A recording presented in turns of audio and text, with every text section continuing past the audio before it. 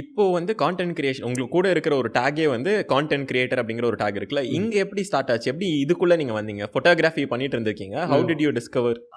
இது இதுதான் பெரிய கதை. சரி, 2020 எல்லாருமே யூடியூப் சேனலை கண்டிப்பாக ஆரம்பிச்சிருப்போம். இங்கே இருக்க எல்லாருமே ஆரம்பிச்சிருப்போம் கண்டிப்பாக. ஏன்னா அந்த டைம் தான் வீட்டில் சும்மா இருந்தோம். நானும் ஆரம்பித்தேன், ஒரு சேனல் ஆரம்பித்தேன். ஃபஸ்ட் என்ன பண்ணேன், எனக்கு அப்போ எடிட்டிங் ஓரளவு கற்றுக்கிட்டு இருந்தேன். அதை பற்றி வீடியோஸ் நான் போட்டேன். பெருசாக ஒர்க் ஆகலை. அப்புறம் அதுக்கு பின்னாடி என்ன பண்ணேன், கொஞ்ச நாள் கேமில் விளையாடிட்டு இருந்தேன். அதுவும் பெருசாக ஒர்க் ஆகலை.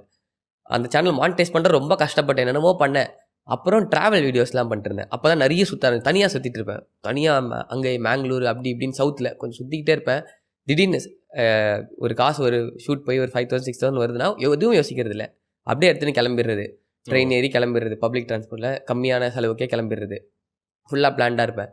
ஸோ இதை வந்து ட்ராவல் பண்ணிட்டு இருந்தேன். அப்புறம் இதில் என்ன மேட்டர்னா, கன்சிஸ்டண்ட்டாக நான் எதுவுமே பண்ணல இந்த சேனலில். ஸோ அந்த சேனல் மானிட்டைஸ் ஆச்சு, பட் ஆனால் அது காசு எதுவும் வரல. அப்புறம் என்னாச்சு, விட்டேன். அப்புறம் தான் ஃபோட்டோகிராஃபி ஒரு 3 இயர்ஸ் போச்சு. 3 இயர்ஸ் போகிறப்ப எனக்கு அந்த கண்டென்ட் க்ரியேஷன் மேலே ஏதோ ஒரு ஈர்ப்பு இருந்துகிட்டே இருந்தது முன்னாடிலேருந்து. ஏன்னா ஃபோட்டோகிராஃபி பண்ணுறோம், எடிட்டிங் பண்ணிருந்தோம், ஒரு ஈர்ப்பு இருந்துகிட்டே இருந்தது.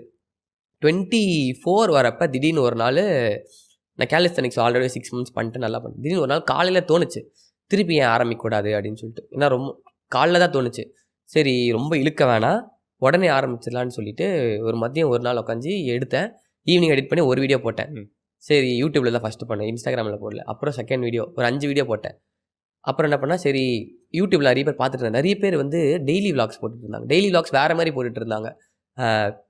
முக்கியமாக எனக்கு இன்ஸ்பிரேஷனாக இருந்தது வந்து, ஒரு நம்ம பாடி பில்டர் ஆஷிக் சுலைமான் ஒருத்தர் இருப்பார். அவர் டெய்லி போடுவார். அவருது இன்னொரு வந்து ஒரு ஃப்ரெண்டு ஒருத்தங்க வந்து ஒரு பார்ப்பாங்க, இந்த வீட்லேயே ஹவுஸ் ஒய்ஃபெல்லாம் இருப்பாங்களே, அவங்க கண்டென்ட் க்ரியேட் பண்ணுவாங்க. அவங்க வாய்ஸ் வரலான்னு கேட்டிங்களா, ரொம்ப காமெடியாக இருக்கும். என்னதெல்லாம் ஒன்றுமே கிடையாது, ரொம்ப ரொம்ப காமெடியாக இருக்கும். சிரிக்கலாம், வந்து சிரிக்கலாம், அந்த மாதிரி இருக்கும். அவங்களாம் பார்த்தோன்னே, வாய்ஸ் வர இந்த மாதிரி காமெடியாக பண்ணலாம் போல் அப்படின்னு சொல்லி ஒரு மைண்டில் இருந்தது. சரி, ஒரு 30 days சீரிஸ் பண்ண ஒரு புல் அப் சேலஞ்ச் பண்ணேன். அதில் கொஞ்சம் போச்சு. அப்புறம் கேலிஸ்தனிக்ஸ் லைட்டாக சொல்லி தந்தேன், அது நல்லா போச்சு. ஒன்ஸ் இந்த 100 days ஆர்ட் சேலஞ்ச் ஒன்று ஆரம்பித்து, அதுக்கப்புறம் நான் நார்மலாக ஃப்ரெண்ட்ஸ் கூட பேசுகிறல இந்த தமிழில் ட்ரான்ஸ்லேட் பண்ணி பேசுவோம். ஜிம்மில் போகும்போது, ப்ரோ சுரங்கப்பாதை போகலாமா ப்ரோ, யோசிப்பாங்க, என்னடா சுரங்கப்பாதை எதுக்குடா இது 10 மணிக்கு கேட்குறான் அப்படின்னா, சப்வேல சப்வே கடை இருக்கும்ல, அந்த கடையில் அது சுரங்கப்பாதைன்னு யூஸ் பண்ணுவோம். அது மாதிரி நிறைய டேர்ம்ஸ்லாம் இருக்கும். ஸோ அது மாதிரி யூஸ் பண்ணால், சரி இந்த வீடியோஸில் கொஞ்சம் கொஞ்சம் ஆட் பண்ணுவோன்னு சொல்லிட்டு இந்த புரத சத்து அது மாதிரிலாம் ஆட் பண்ணேன். அதில் வந்து நிறைய கொஞ்சம் சிரிக்கலாம் ஆரம்பித்தாங்க. சரி நல்லா இருக்கே, மேபி இதுக்கும் சிரிக்கிற ஆள் இருக்காங்க போல், எல்லாத்துக்கும் எல்லா காமெடிக்கும் ஆடியன்ஸ் இருக்காங்க போல், எப்படி டார்க்குக்கு இருக்காங்க எப்படி. சரி, நம்ம ஜாலியாக போட்டே இருந்தேன். டே 46க்கு அப்புறம் கடினமாக இந்த ஸ்டே ஹார்டுன்னு டேவிட் காகின்ஸ் இருக்கு, அது தமிழில் கடினமாக இருக்குன்னு சொன்னேன்.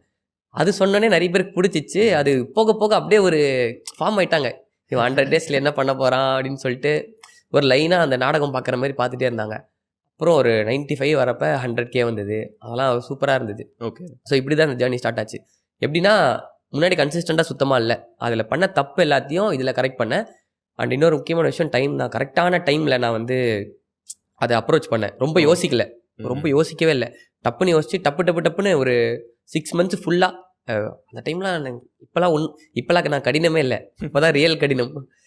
தூங்க மாட்டேன் நைட். எப்படின்னா, சில நாள்லாம் இப்போது இன்றைக்கி வந்து 5 o'clock தாண்டிச்சுன்னா வீடியோ போட மாட்டேன், ரெஸ்ட் எடுத்துருவேன். அப்போல்லாம் அப்படி கிடையாது, நைட்டு 11:50க்குலாம் போட்டிருக்கேன், கன்சிஸ்டண்ட்டாக இருக்குன்னு சொல்லிட்டு.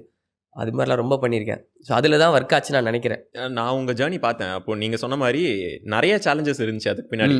புல்லப்ஸ் பண்ணியிருந்தீங்க, கேலிஸ்தனிக்ஸ் பண்ணியிருந்தீங்க. அண்ட் சேலஞ்சஸ் மாறுறதை தாண்டி நீங்களே மாறிட்டு இருந்தீங்க. நீங்கள் எப்படி அதை அப்ரோச் பண்ணுறீங்கன்னு, ஃபர்ஸ்ட் வந்து ஒரு typical கிரியேட்டராக these are the 3 things you have to do அப்படிங்கிற மாதிரி நிறைய. ஆமாம். அது என்னாச்சுன்னா, நான் பண்ணும்போது சில கண்டென்ட் கிரியேஷன் அவங்க நல்ல மனசோட தான் பண்ணாங்க. அது நான் சொல்லி நல்ல மனசோட தான், அப்புறம் இப்படியும் பண்ணுங்க, கொஞ்சம் வேல்யூ ஆட் பண்ணுங்க உங்கள் கண்டென்ட் அப்படின்னாங்க. ஆனால் எனக்கு என்ன தோணுச்சுன்னா, அது பண்ணிட்டு இருந்தேன், எனக்கு சேம் அதே ஜோனில் போகிற மாதிரி தான் இருக்குது. வேணாம், வேல்யூ கொடுத்தா மட்டும் தான் பண்ணணுமா, இல்லையே ஜாலியாகவும் பண்ணலாம், ஈஸியாகவும் பண்ணலாம் அப்படின்னு சொல்லிட்டு நம்ம டெய்லி விலாகே போடுவோம்.